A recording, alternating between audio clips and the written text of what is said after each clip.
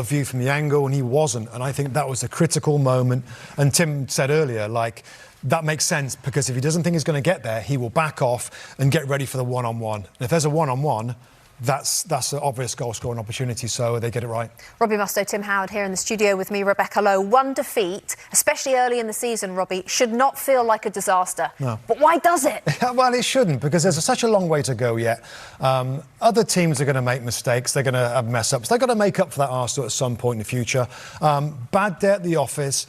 And I can put it down to 4 bad decisions or mistakes.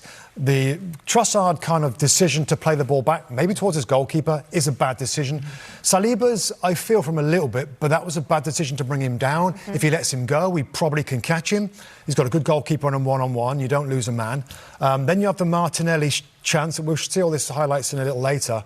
That's a great chance, Rebecca, to go 1-0 up for Arsenal. And then Kivior at the end with a mistake. That's a bad day at the office when you've got 4 bad decisions. And a team, by the way, you know, we don't give Bournemouth maybe enough credit. They're a good footballing side. And the substitutions that they made an absolute impact in the game. But Arsenal don't make 4 mistakes in one game. What contributes to that, Tim? Why? Not usually. Well, we talked before the game, and, you know, Odegaard's out. Rice might be playing in a slightly different position on the opposite side. And Saka is out. These are just like, sometimes you need to have squad depth, and these are hard games. These are really. We looked at the lineup and we're like, this is an experienced team. This should be okay. I remember saying before, they've got people out. This looks strong.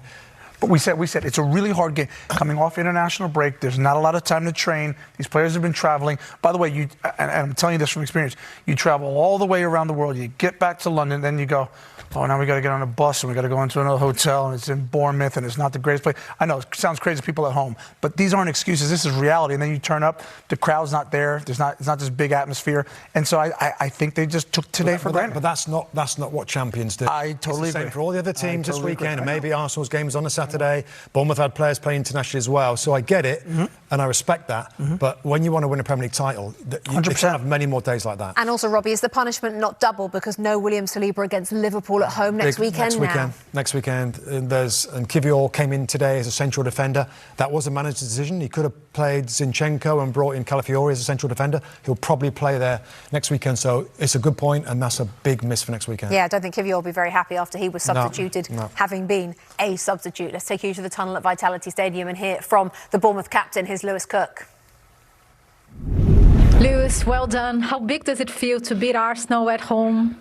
Yeah, I think massive. I think first of all they're a top team. I think everyone knows that. The football they've been playing the last few years has been incredible, to be honest. And yeah, I thought the lads dug deep today.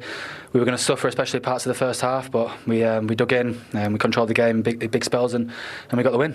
Yeah, of course, there was the red card in the first half, but before that, those first 30 minutes, you prevented Arsenal to create chances. So how proud are you of that as well? Yeah, definitely. We did a lot of work in the week. We know their rotations. They've got a lot of attacking players that can change games in a minute, so we knew it was going to be tough. But like I say, the first 30 we were really good defensively, and obviously the red card helps massively for us to really take control of the game and get some goals and win it. And once you get the red card, so how does it work with managing those emotions, that anxiety? Because you feel like you need to score now, right? Yeah, definitely. I feel like it's a strange one sometimes in games when a team go one man down, they sometimes for some reason start playing really well. So no, I think we took control of the game, and we knew we had to keep circulating it, and that's what we did, and we created the chances to win the game. Yeah, and especially the relief of scoring after a few games where you were creating the chances, you were getting into the box with numbers, but you weren't converting those opportunities. Yeah, I feel like throughout the season so far and large parts of last year, we created a lot of goals and a lot of chances, and we know we want to continue to be clinical, because each goal in this league is massive, and like you say, you need to score goals to win games. And it wasn't straightforward. What does Arsenal do when they defend with 10 that makes it so hard? Yeah, well, they're just so compact. You think Arsenal have an attacking team who have a lot of the ball and can create chances, but like you see, against us and against City the other day, they can adapt. They start going longer, and they've got some big bodies up top to try and to win the first and the second. So, look, they're a great team. They can adapt really well, and we matched it today, and we got the win. Well done then, Lewis. You're player of the match. Cheers. Congratulations. Thank you. Cheers. Great win and great to hear from the Bournemouth captain, Lewis Cook. We will hear from Ryan Christie and talk to him live from the tunnel very shortly. But let's take you back to the gantry at Vitality Stadium. Stephen Warnock and Peter Drury. And Robbie talked about the 4 mistakes, gentlemen, that Arsenal made today in what was such a rare bad day at the office. And that's what I think the story is. It's just this doesn't happen to Arsenal. Well, of course that's true, Rebecca. We're all talking about the fact that Arsenal lost. Amidst which, Stephen, perhaps we shouldn't lose the fact that Bournemouth won. Yes, against 10 men, but how good were Bournemouth? They were superb, and just listening to Lewis Cook there, the work that they've done on the training ground, how brave they were going in the press. I spoke about it in the commentary in the first 10-15 minutes, not allowing Arsenal to come out from the back, being brave, pressing on to Thomas Partey. That is very difficult to do, because once you go 1 or 2 times and they cut through you, you start to be a little bit negative and drop off. They didn't do that at all. Of course, the red card plays a huge part in it, but then the changes that they make. Can you make a positive impact when you come off the bench? 2 of the substitutes do that. Yeah. And of course, this plays into tomorrow now. If you're a Manchester City player at your Wolverhampton hotel or a Liverpool player waiting for Chelsea to come and visit, how's this going to impact on your mindset going into those big games? Well, it gives you a lift, doesn't it? And I think, especially from Liverpool's point of view, I think there's a quietness around the club and a feeling that they can challenge for the title this year. Everyone's saying, well, it's Arne Slot's first season. Will they really be able to do that? They fell away last year. This is a different type of style that Liverpool are playing. They are more pragmatic in the way that they approach games. But one thing that'll play into this tomorrow, and especially in the Liverpool-Chelsea game, is that crowd. The crowd will understand their importance of this loss today as well. Yeah, it does just that, Rebecca. It sets us a beautiful context for tomorrow's football. For joining us, Ryan. Let me start by asking you about the game as a whole. Lots of people will talk about the red card and say it changed the game. How did you see it? I'll be honest, I haven't seen it back from my angle warming up. I did think it was a red card. Obviously, it's a bit mistaken. I think Eva's running through on goal. So, I think we're used to now, as soon as the referee goes to the screen, he's normally going to overturn it. And yeah, I probably agree. Obviously, a big turning point in the match and probably gives us a bit of a foothold in the game. Ryan, hi, Tim Howard here. What a performance, what an atmosphere. I don't care what anyone says.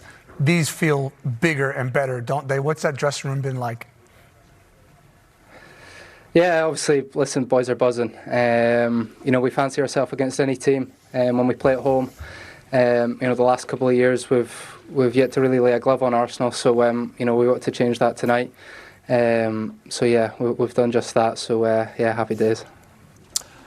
Congratulations, Ryan. Robbie Mustoe here. Now, goal scoring. I think I'm right in saying your second Premier League goal ever, one last season and now this one, and you did score for Scotland in the international break. Is something changing here with your game? I hope so. Thankfully, this Prem goal this season's come a little bit earlier than the last one last season. So hopefully I can add to them now. I know it's something that I probably need to add to my game a bit more. A very well worked kind of corner kick, and we need to give kind of credit to Sean Cooper, who does our set pieces, that comes up with these, and glad to be on the end of it and find the net, and more importantly, get over the line for 3 points. Yeah, it was a great move. Ryan, thank you so much again. Congratulations on the goal and the 3 points. Thanks for joining us here on NBC. Appreciate it, guys. Thank you. Was it one of those days where things just didn't go Arsenal's way?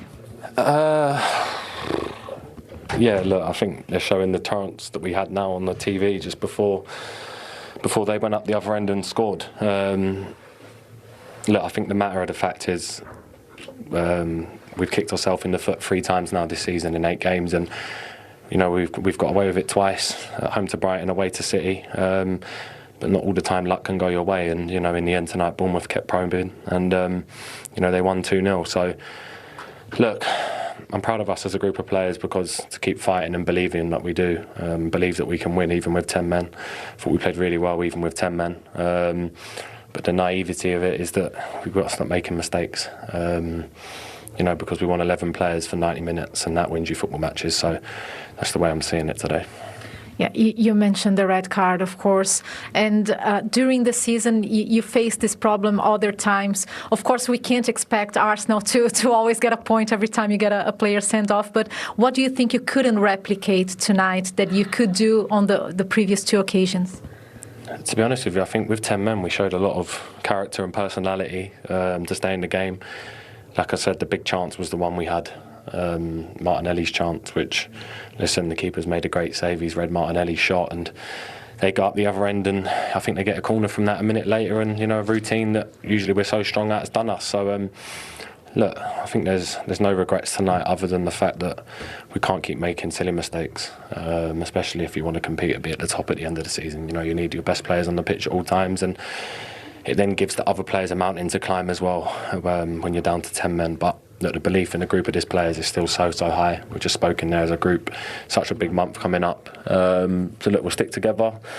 This is football. This is what happens. It's a roller coaster game. It's an up and down journey, and it's never going to be perfect. But the most important thing is that we stick together and we stay in the right direction. Thank you, Declan. Thank you. Andoni, many congratulations. That's a really significant victory for Bournemouth. In fact, it's only the second time ever that Bournemouth have beaten Arsenal. Yes, obviously. For us it was an important game. After losing the last game away against Leicester, I think we had to recover the points, and I think today, obviously, we started very well. I think we played until the red card, a very, very good game. And from there it was a tricky game because, okay, you are 11 against 10, but they still have especially in set plays, the threat, and I think we had the patience. We could score in a very nice routine, and I think we ended well the game. You made a triple substitution when it was 0-0, and two of the players you brought on were involved in what was a brilliant corner kick routine. Yeah, at the end, the advantage you have in set play, especially against Arsenal, that probably they are taller than us, so we had to find the other way, short corners, routines, to make the difference, and today it worked, and it was important. No, I think we put on Cini, Justin, Ryan, players that in small spaces to attack a low block. I think they can make the difference, and they did it today. Yeah. And once you got in front, then it still didn't feel a done deal, did it? Even at 1-0 against 10 men. No, because at the end they decided to finish with 3 defenders. At the end they are going to attack the same way. They will obviously concede more spaces behind, and we had to take every chance. And I think Eva was really smart to take benefit of their mistake and managed to get the penalty. And after, even with the 2-0, you are not even pleased, and we had to finish the game. Yes.